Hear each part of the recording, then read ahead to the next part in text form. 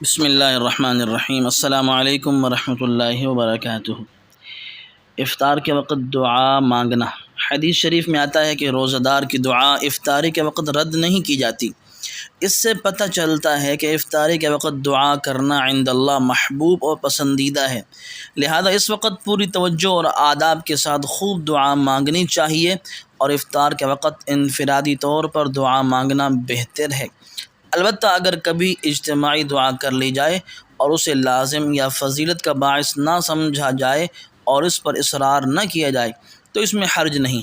اس وقت خصوصیت کے ساتھ ہاتھ اٹھا کر دعا کرنے سے متعلق اگرچہ روایت منقول نہیں ہے، لیکن ہاتھ اٹھا کر دعا کرنا مطلقاً دعا کے آداب میں سے ہے، اور یہ وقت دعا کی قبولیت کا بھی ہے۔